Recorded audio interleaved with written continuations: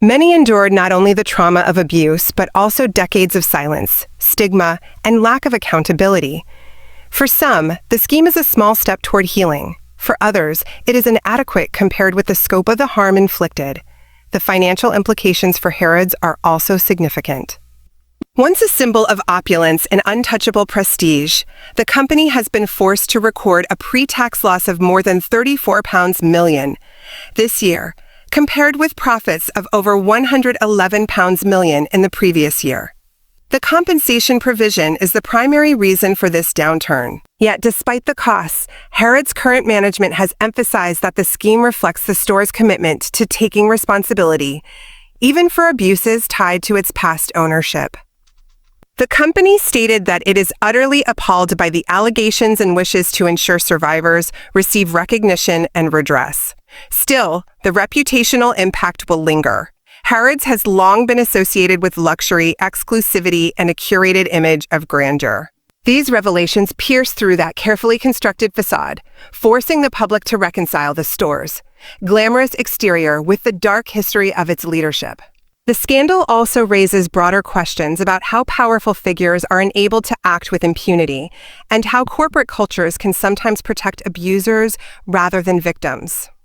For decades, complaints against Al Fayed reportedly went unheard or were quietly dismissed, creating an environment where abuse could thrive unchecked. The significance of this case goes beyond Harrods. It sets a precedent for how institutions might handle allegations of historic abuse, particularly when those allegations involve influential figures. By establishing a large-scale compensation scheme, Harrods is following a model increasingly seen in other sectors, such as churches, charities, and sports organizations, where survivors have pushed for recognition and financial redress. The case underlines the evolving understanding of corporate responsibility, not just in terms of profits and customer service, but also in addressing historical wrongs and ensuring survivors are not left without justice. Criticism of the scheme, however, shows that money alone cannot resolve the deeper issues.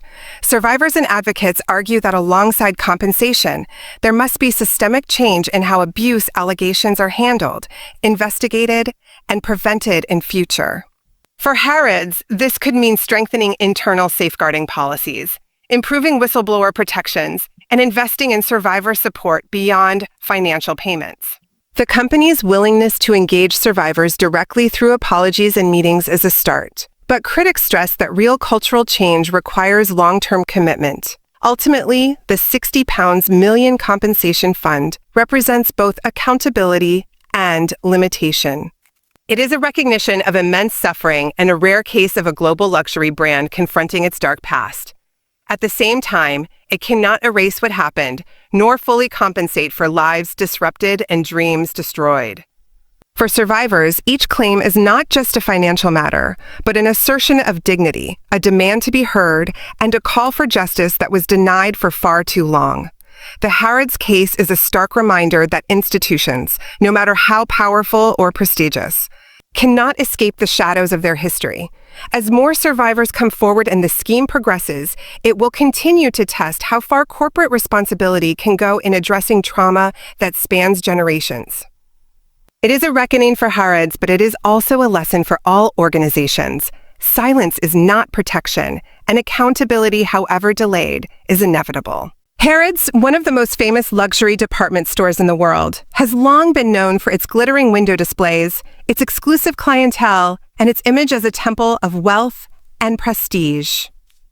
Yet behind the glamour, the company has now been forced to confront a devastating truth from its past.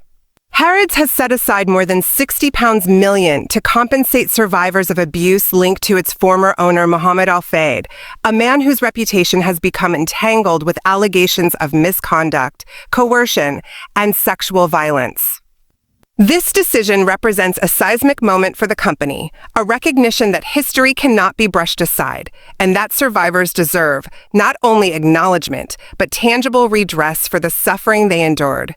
The scale of the provision, £62, $3 million in Harrods' latest accounts, underscores the seriousness of the matter. For an institution so tied to its image of prestige, Admitting liability through such a significant financial scheme signals a deep rupture with its past. The decision follows public revelations, particularly through a BBC documentary that shed light on decades of allegations against Al Fayed, including sexual assault, harassment, and abuse of power.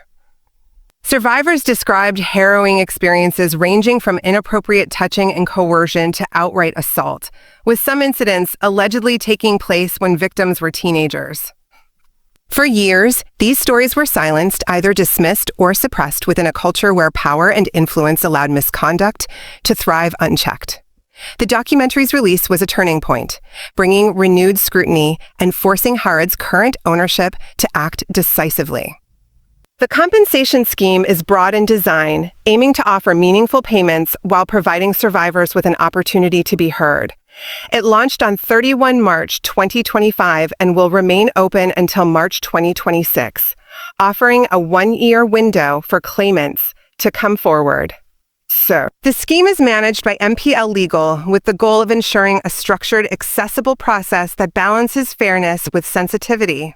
Survivors are not only promised financial compensation, but also personal apologies from Harrods leadership and, if they wish, private meetings with senior representatives of the company.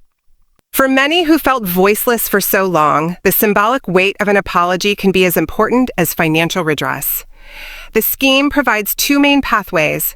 The first is a medical pathway, where survivors undergo psychiatric assessments to document the psychological impact of the abuse. This pathway allows for higher levels of compensation, with general damages for psychological harm reaching up to £200,000. On top of that, survivors may be awarded up to £150,000 for career-related damages if their professional lives were disrupted by the abuse. Additional compensation can cover wrongful medical testing, which some survivors say they were subjected to, and reimbursement for past treatment costs.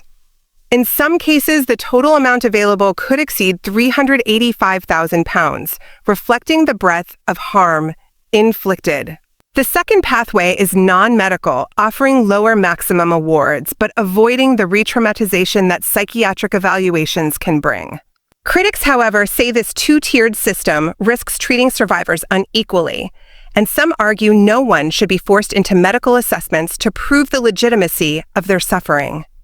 So far, more than 100 survivors have joined the scheme, but the number of potential claimants is thought to be much larger. Reports suggest that as many as 250 claims have already been documented, and with the scheme still open for nearly a year, that figure could rise significantly. The diversity of claimants is also striking. They include former Harrods employees, associates of other businesses owned by Al Fayed, and in some cases, extremely young victims, with one report noting that a survivor was just 13 years old at the time of the abuse. But it cannot undo the decades of trauma endured, nor can it fully heal the damage done to the lives of those affected. For some, it may provide a measure of closure. For others, it will never be enough.